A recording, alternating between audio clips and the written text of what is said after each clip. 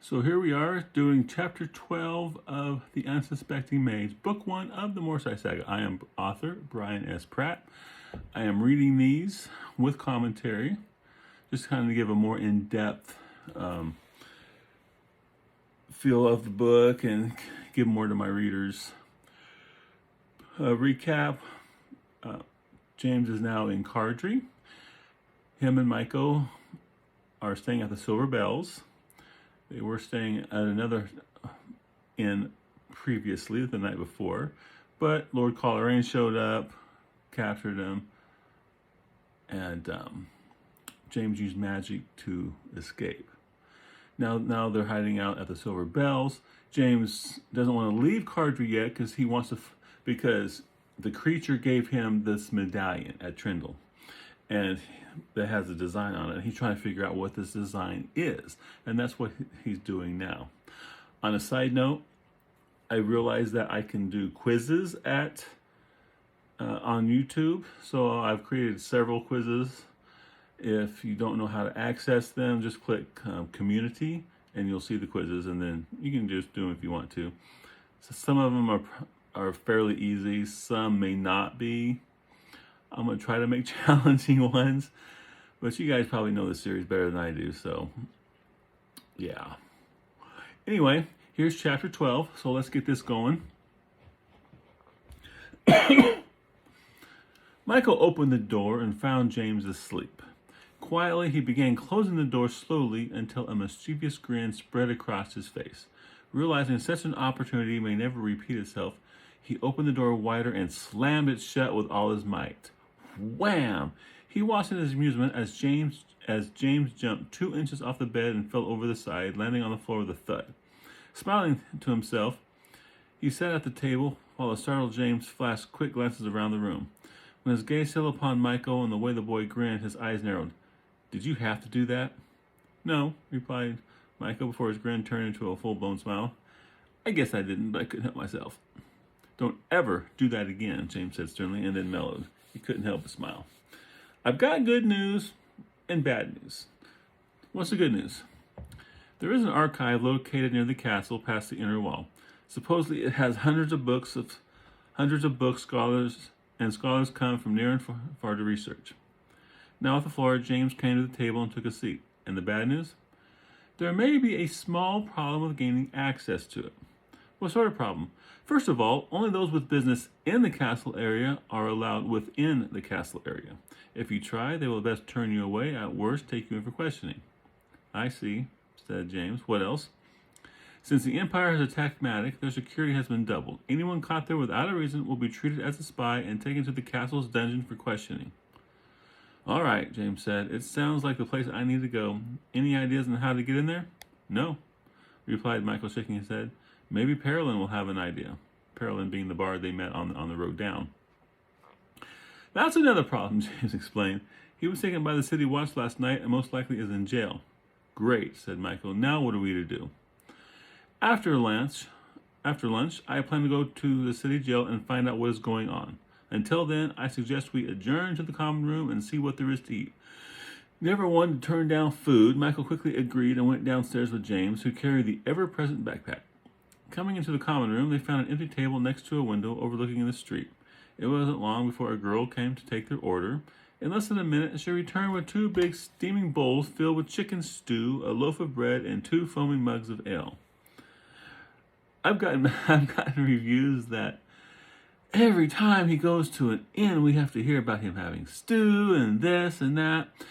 And I remember when I was first writing the Unsuspecting Mage, that it occurred to me I might be doing that a bit too often, but I wanted to create the atmosphere of the world by doing some mundane things. And that was one of them. I don't do it nearly as often. I don't do it much in the books anymore, but I wanted to give the reader a flavor of the world James now found himself in. Now, I may have gone a little bit too overboard on that, and I'm sure in the movie they won't touch on that too much if I ever get a movie deal. But I just thought I'd throw that in there. Michael ate with his regular gusto while James took his time, savoring each bite. Between and during mouthfuls of stew, Michael offered to ferret out what those on the streets might know about Lord Colerain's presence in the city. James would find out about Perilyn. Try to draw as little attention to yourself as possible, James cautioned. We don't need any more surprises. Not to worry, Michael assured him as he put a last bite of stew-soaked bread into his mouth. I'll be careful. He hurried across the Having finished, he hurried across the common room and disappeared out the door. James finished his lunch while he gazed out the window, watching Michael walk down the street until he was lost amidst the crowd. He downed the remaining dregs of ale and came to his feet. Shouldering his pack, he made for the door. He headed further to the city to find the jail and discover what happened to Perilyn. It was not long before he spotted a city constable and questioned him as to the whereabouts of the jail. The constable gave him directions, and he was quickly on his way. The city jail was within the second wall near the gate that led to the castle, not far from where he was now. The jail was an imposing 3-story building with only the barest slits that passed for windows on the ground floor. A very solid door stood ajar at the top of 3 steps, so he went up and walked inside. As he entered, he saw a man wearing a constable's uniform sitting behind a desk, reading one of many papers stacked before him. The sound of James entering drew his attention. Setting the paper down, he asked, "Can I help you?" "Yes," replied James as he came to a stop before the desk. "A friend of mine was brought in by the city watch last night, and I was wondering if it would be possible to talk with him." The constable looked him up and down and then asked, "And who might your friend be?" "His name is Perilyn, a bard." "There's no one brought in with that name. But I had heard that several constables came to the Silver Bells last night and dragged him away in the middle of his performance." "Yeah, I heard about that," the constable replied. "Nevertheless, he's not here, sorry." "Where can I find him?" "Don't know," the constable replied. He held up a hand to forestall any more questions. "I am not privy to all that goes on. I just know he's not here, and I don't know where he would be." James looked at the constable in quiet frustration. He knew there would be no more forthcoming help. After a moment, he turned about and left the jail. He walked across the street to an alley and took a moment to make sure he would not be observed. He reached into his backpack and removed the compass he had made earlier in Trendle. Using a variation of the spell he used while looking for Hearn, he watched as the pointer indicated a direction down the street.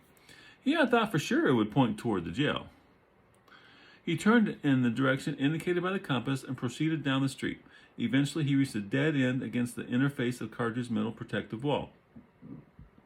The pointer continued to indicate Perilyn's position to be somewhere on the other side. James quickly made his way to the gate and passed through Cardry's middle wall, entering its outer ring. From there, he once again allowed the compass to lead the way. He walked down several streets and passed around various buildings. His search stopped again as he came up against the inner surface of the outer wall. There was no denying the truth of what the compass was telling. Perilyn was somewhere outside of Cardry. Making his way to Cardry's main gates, James left the city. The compass led him through the buildings built outside the city's protective wall to the outskirts of Cardry. When he reached the last building before entering the countryside, the compass still directed him on. James contemplated returning to the inn for his horse, but discarded the idea. Moving out, he entered the countryside with the plan to continue on until an hour before nightfall. If he didn't come across the board by then, he would return to the inn and set out on horseback the following day. Out of the crowded city, he progressed much faster. Hours of trudging through fields found him cresting one of the many rolling hills that dotted the area. He paused when a farmhouse came into view. The compass directed him toward the abandoned-looking building. The farmhouse had seen better days. One side of the roof sagged precariously, and the front door sat slightly askew.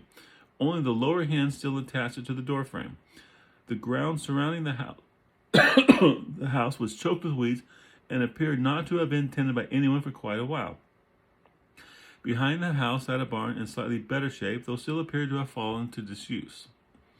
Despite the look of abandonment, a small plume of smoke made its way from the farmhouse's chimney. The faint sound of horses could also be heard from the barn. James quickly returned back down the hill until he no longer cast a silhouette against the afternoon sky. He kept low as he carefully made his way around the farm, doing his best not to be observed. As he circled the farmhouse, he watched the compass. As he moved, so did the compass, continuously pointing towards the structure. Satisfied that he knew where Pearlin was, he found a safe place amidst tall grass where he could keep an eye on the house. The sun was low in the sky.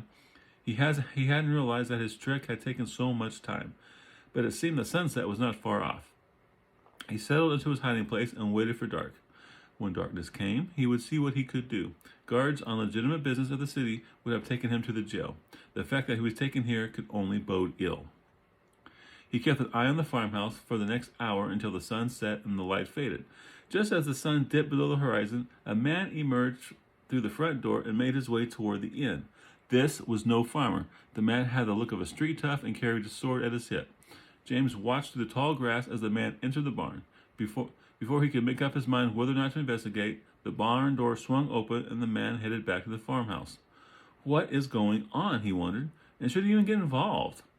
If it wasn't for his need to enter the royal archives, he would have turned around and gotten out of there. But he needed information, and it appeared Pearlin might be the only avenue through which he could get it. Plus, he liked the bard. During the evening they spent together on the road, he found him to be friendly and good-natured. He couldn't leave without finding out what was going on. Things did not feel right. He settled down on the grass once more and waited for the night. In darkness, he could find out what was going on. He made himself comfortable and waited. I've had comments about this too. Why does James care? I'm sure he wants to know, get into the castle, but why does James always get in other people's business? Well, A, he does need Pearlin to get into the castle, or at least he thinks Pearlin might help him. 2, he has a streak of morality in him. And if he feels something is the right course of action, he'll do it. And right now he thinks Pearlin was taken here improperly. Pearlin may not have been a friend, but he liked him. And so he needs to find out what's going on. He can't walk away if he could help somebody. Now dark, the barn was quiet as he approached. He peered through an open window and discovered 6 horses. Leaving the barn, he carefully made his way to the side of the farmhouse, doing his best not to stumble over anything in the dark. He carefully looked through one of the windows where light emerged. On the other side, he saw an empty room with a single doorway on the opposite wall. The light coming through the window originated from the room on the other side of the doorway. It looked to be the main room of the house. 4 men took their ease on a couch and a couple of chairs. A 5th man stood in the middle of the room with his back to James. The man stood there for several seconds before he stepped to the side. James gasped in shock to discover the man had been standing. James gasped in shock to discover the man had been standing in front of a chair, and bound to the chair was the object of his search, Pearlin. The bard looked worse for wear. His left eye was swollen shut, and his torn shirt was red with blood. James watched while the 4 men joked and laughed, but he could not make out what was said. The 5th man returned to stand before Pearlin and said something. Pearlin didn't respond. He simply sat there and stared with a defiant look. The man said something else. Then he struck the bard across the face, snapping his head to the side. Pearlin brought his head back up and continued to stare defiantly at his tormentors while blood dripped from the corner of his mouth. The man who struck Pearlin walked over the fireplace and pulled out a red-hot poker. He then stood in front of Pearlin, where he held the poker a few inches from the bard's face. He gave Pearlin a moment to contemplate the red-hot poker. Then the man spoke once more. James hurried to the front door and picked up several stones along the way. Stilling himself, he paused a moment as he reached the door. Taking a few steps, a few deep, calming breaths, he laid his hand upon the door. Words issued forth as he cast the spell, and at the utterance of the final word, the door exploded inward. Wooden shards flew everywhere. The men turned to see James standing in the doorway. He cast another spell, and 2 stones flew with magic-induced speed, striking captors in the chest before they had time to react. The stones exploded through their backs in a grisly display, embedding into the wall. The one who had threatened Pearlin reacted first and threw the red-hot poker at James. He then drew his sword and advanced upon him. The remaining 2 fled and were soon out of sight. James dodged to the side in order to avoid the thrown poker. He took his last stone and cast a spell, throwing it at the approaching man.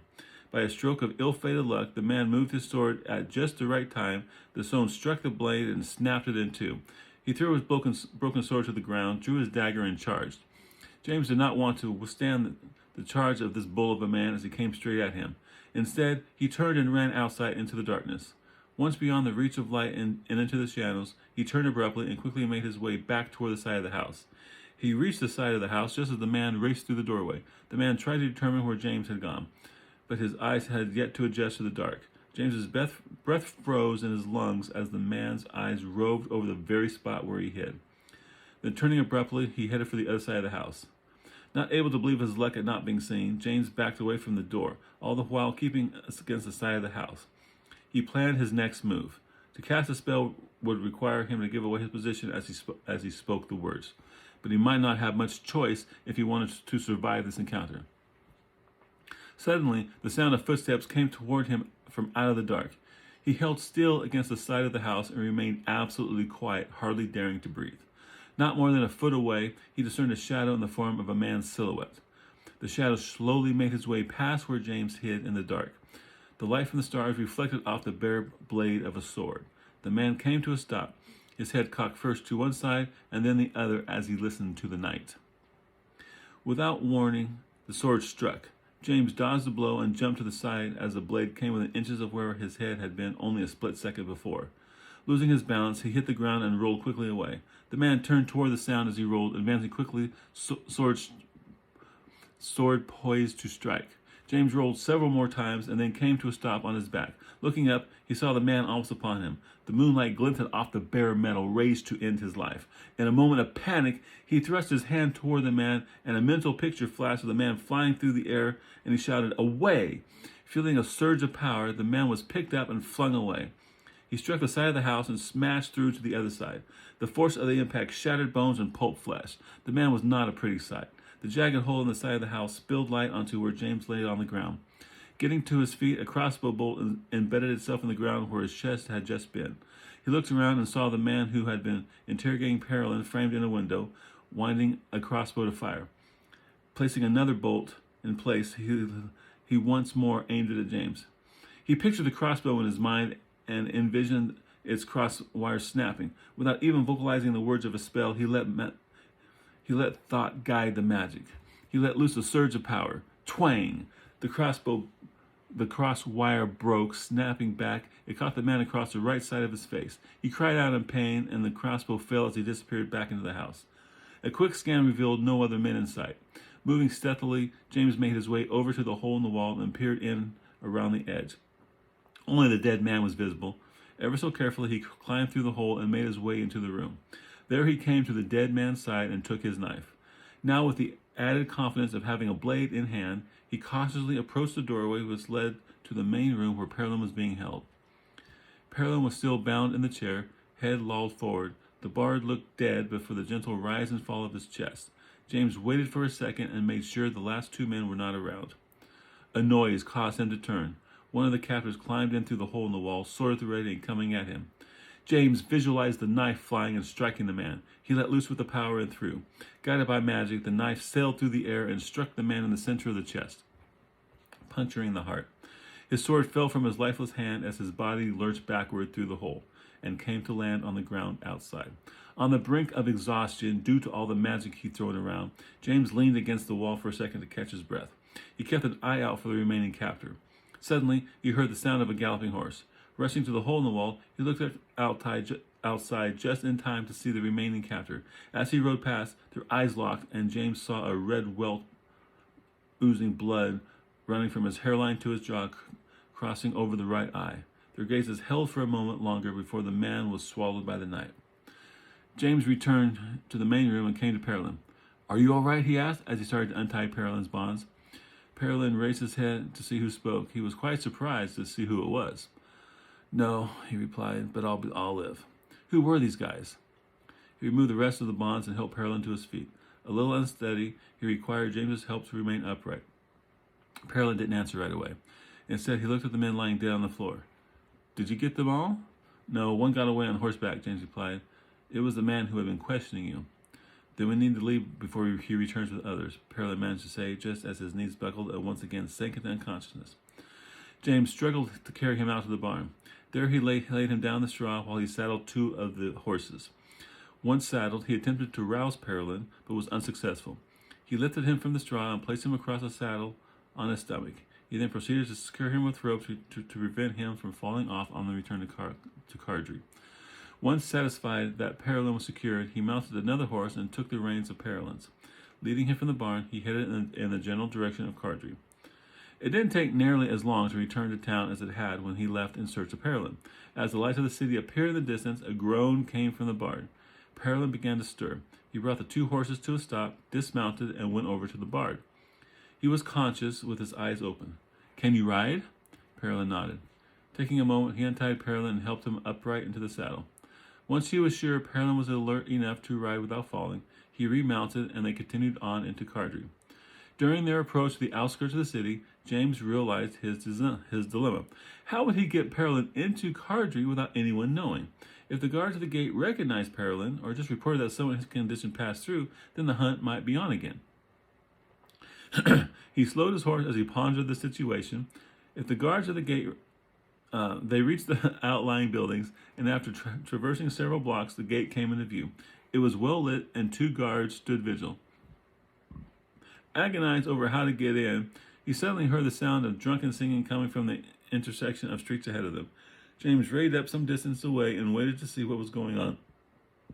Around the corner appeared four rather drunken men, singing and sharing bottles as they staggered up the street. Their destination seemed to be the gate into the city, which gave him an idea. "Oh my God, Reggie," one of the guards said to his partner, "would you look at what's coming down the street? Looks like they had a good one tonight." "Yeah, one of them can't even walk," the first guard laughed. The two guards looked on in amusement as the six men, one who needed to be supported by two of his companions, staggered through the gate into the city. They watched as the group meandered down the street and were soon out of sight, but not out of hearing. Their off-key caterwauling echoed through the night. Once past the guards, James quickly disengaged himself and Parolin from the drunks. They made their way through the gate streets to the second gate, ducking into alleys whenever a patrol of the city came by. They finally reached the second gate and found two guards on duty. Both looked rather bored, but otherwise alert. James watched from the shadow of an alley for a while, but no opportunity to get through presented itself. Parolin rested against the wall of the alley, passing from conscious to unconscious and back again as James considered his options. With no other options, he reluctantly scanned the area to make sure no one approached before he began. He concentrated on a visualization of the guards becoming tired, then drifted off to sleep. The power welled up and flowed toward the men. The flow of power was subtle. It took a small amount of time to work its effect. Soon the men began to yawn and their eyes started to blink. First one, then the other slumped and drifted off to sleep. James helped Parolin, bearing much of the barge's weight as they made their way through the gate. They passed within a foot of the sleeping guards. Once past the gate so as not to be noticed, James stopped the spell.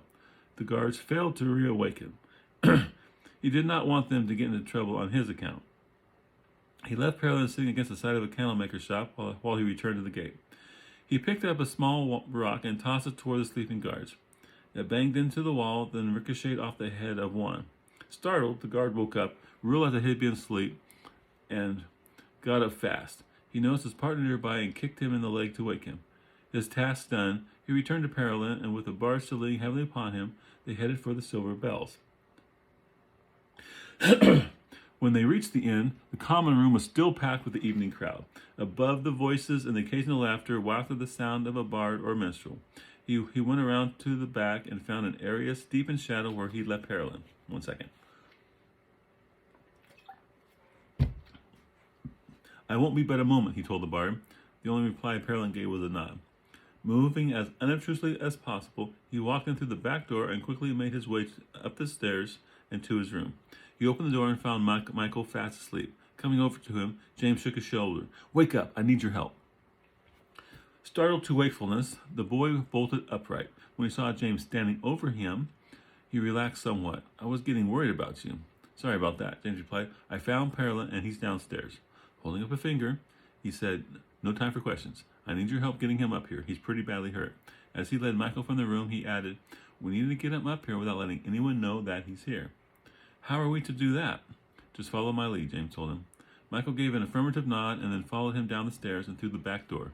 James was relieved to find the bard where he had left him. He and Michael managed to get Parolin to a standing position, and with an arm around each of their necks, they helped him to and then through the door. As they entered, Miss Galena happened to walk by. She stopped when she saw them, her face turning into a frown. With disapproving looks, she moved toward them and asked, "What is going on?" Her expression indicated her suspicion that they were up to something. "Just a friend who got the tar beat out of him is all," James replied. She turned her gaze first onto James, then Michael. When her eyes turned on the man between them, her expression changed to one of suspicion to that of shock. "Is that?" Discovered, James nodded. A quick glance around found no one nearby. She waved them forward and said, "Hurry and get him to your room. I'll be up in a few minutes with some food and water." "Thank you," said James, greatly relieved. She only nodded and replied, then hurried to the kitchen. They helped Pearlin up the stairs and into their room. They put him in the bed furthest from the door. Michael lit the candle on the table, which gave the room a little light. They pulled the covers to his chin to better hide him should someone unexpectedly enter. They had just finished with Pearlin when a single knock sounded on the door, followed right after by Miss Galena entering the room. Bearing a tray of food and a pitcher of water, along with several towels tucked under one arm, she closed the door with the heel of her foot. "What happened?" she asked as she came to the bar's bedside. She handed Michael the tray of food and poured some of the water into a nearby basin, then wetted the end of a towel. She sat on the bed next to Pearlin and used a damp towel to clean the dried blood off his face. "I found him being held at a farmhouse several miles out of town," James explained. "They were beating him up pretty bad and were about to begin using a hot poker. I managed to get him out of there." "I thought he was arrested by the city watch." "Apparently not," he explained. "I went by the jail first, but they said he was never brought in." They both looked toward the sleeping Bard, and James wondered what Pearlin had gotten himself into. After cleaning him up fairly well, she said, "You'll need him to get him out of these dirty clothes and clean up the rest of him as well. In the morning, I will bring clean clothes for him." She got up off the bed, then said, "If he wakes, try to get him to eat and drink. At least drink, if nothing else. I need to be downstairs, and if you should require anything, send the boy down to me," she emphasized by pointing to herself, "and I shall get you what you need. Understand?" "Yes, ma'am." "Good. Now I'll leave you to it," Miss Galena stated as she left the room. "What now?" Michael asked after the door closed behind her. "I guess we better get his clothes off and get him dressed up like she said," James answered as he removed Pearlin's shirt. "No, I mean about getting access to the Royal Archives." When he removed the shirt, he was angered at the many shallow cuts and bruises that marked the Bard's chest and back. The cuts were obviously the source of the blood that stained his shirt. "They sure did a number on him, didn't they?" Michael asked as he too examined the Bard's injuries. "Yes, they did," agreed James. He took another towel and dipped into the basin. He was careful not to reopen the wounds, which had begun to heal. He gingerly removed the rest of the blood and dirt. "I think we will need to wait until he wakes before we do anything further about the archives," James said. "We'll lay low until tomorrow, and when he awakens, see if he can help us. Hopefully he will be awake by then." Once he had cleaned the wounds, James laid him back on the bed and replaced the covers up to his chin. Then he sat with Michael at the table. Michael looked longingly at the food piled upon the tray. James said, "We may as well eat it, though let's leave some for him should he awaken." As they ate, James asked Michael if he found out anything about Lord Colerain's business in Cardry.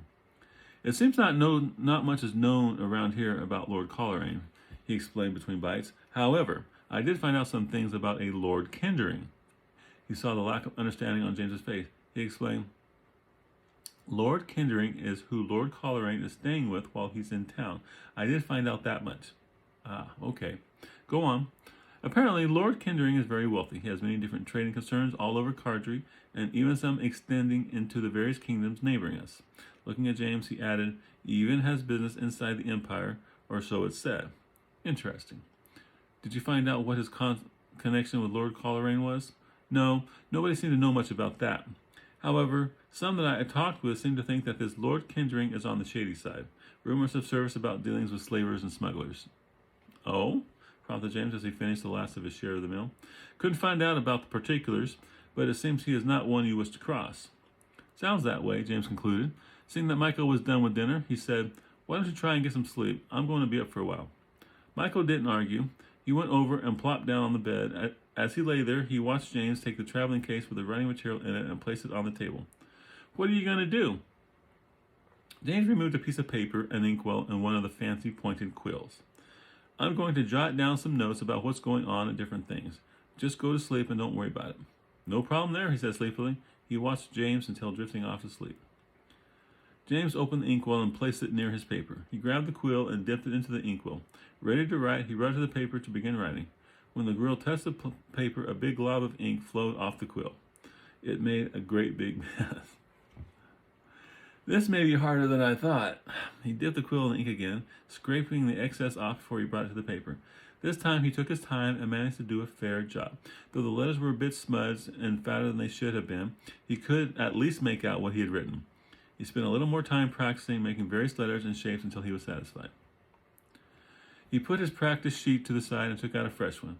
He proceeded to make notes about magic and the various spells he had tried along with their effects. He wrote about how the magic made him feel and the effect it had on him and other observations. It would seem that I don't really need to use rhyme and meter to produce magical effects. I simply need to have a mental picture and a willingness to do magic, and then it happens. Perhaps the words are simply to help the novice practitioner maintain the mental picture as you do magic. Then, once you grow in ability, the spells that continue in their effect, like the orb, seem to need a continual draw of energy from the caster in order to maintain the effect. Once you stop the flow, it ends. I have also noted that if you cast a continually active spell, you don't want the continual draw or the required mental concentration to maintain it, then the power used is much greater and much more physically draining than the others. I believe this is due because it draws all the magic required for the duration of the spell at the time you initially cast it. Need to find a way to lessen the impact of these types. When his eyes began to droop and the yawns came with greater frequency, he set the quill down. He inspected his writing and was satisfied, even though it was uneven and the letters were not properly formed. At least it was legible. With more practice, he was certain to get better. More yawns escaped while he closed the inkwell, cleaned the quills, and laid out his manuscripts to dry. He then came to the bed that Michael was sleeping on and settled down next to him, nudging him to move over a bit.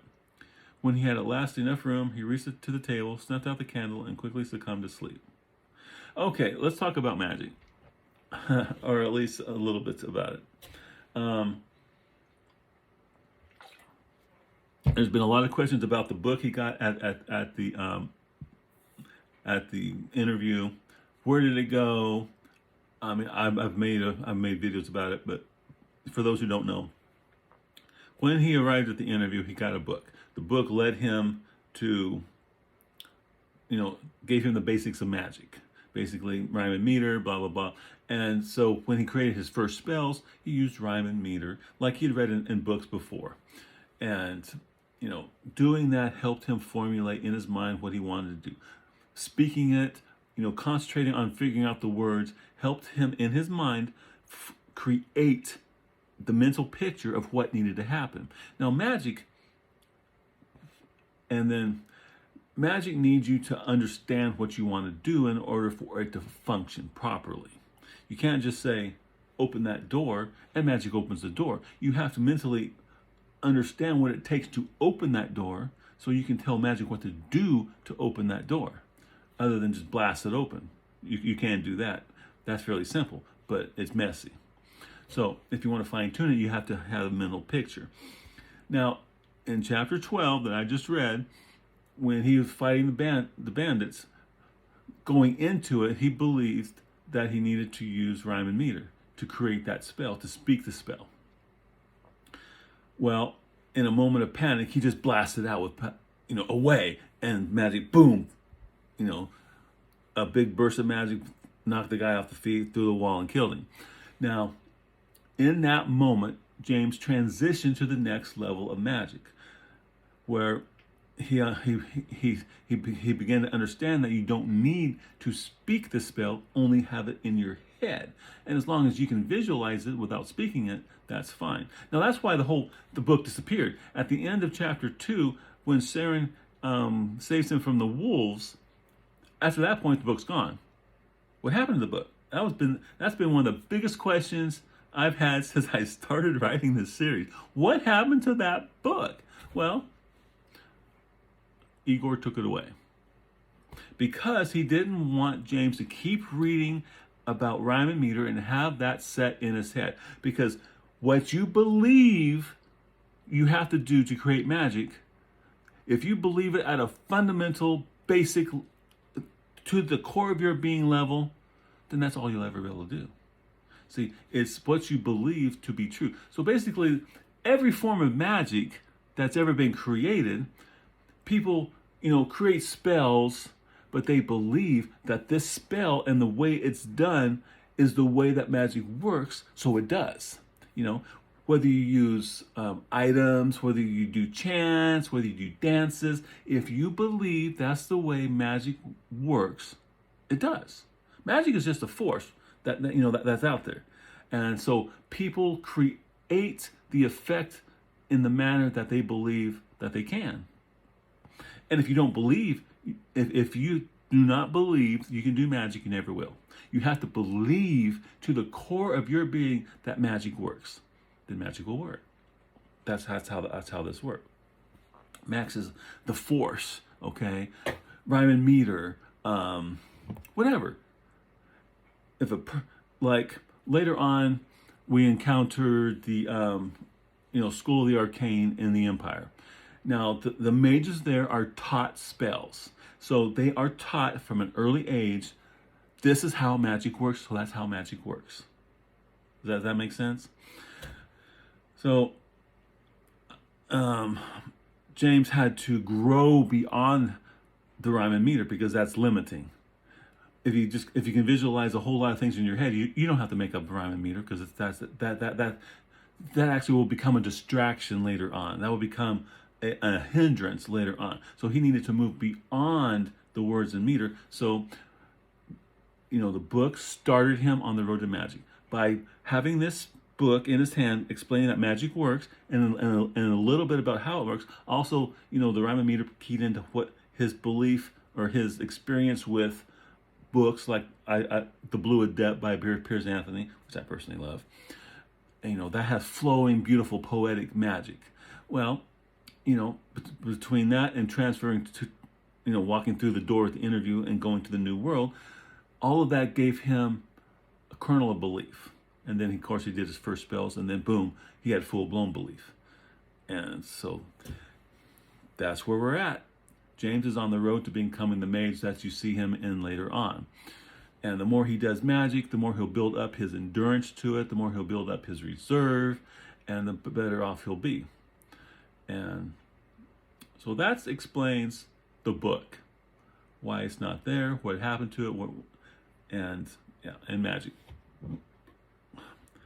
But there's more to the magic than that, but this is all you really need to know right now. All right. So tomorrow I'll do chapter 13. We'll see what Perilyn says when he wakes up, and Miss Galena. I like her. I always, I thought I would do more with her, but it just didn't work out. But I like her. She might come and play later on. Maybe. I probably not. He's really not. He really doesn't go back to cardry. But that's it for today. If you're not aware, I've started creating quizzes on my YouTube channel. Go to community and you'll see the quizzes and you can take them. They're just kind of fun things I put in there. They don't really mean anything. It's just an extra layer of interest there. I've got some easy ones. Hopefully got some couple challenging ones. And if you get them wrong or you get them right, it explains the answer. There's an explanation for every answer, and also where in the book you can find the answer if you want to verify the answer yourself. But for most people, I would think almost nearly all of them will be like, "Oh, this is so easy." Oh, it is. Like James's last name. That's the first one I made. Well, I think the first paragraph has that. Anyway, you all have a good day, and I'll see you tomorrow for chapter 13.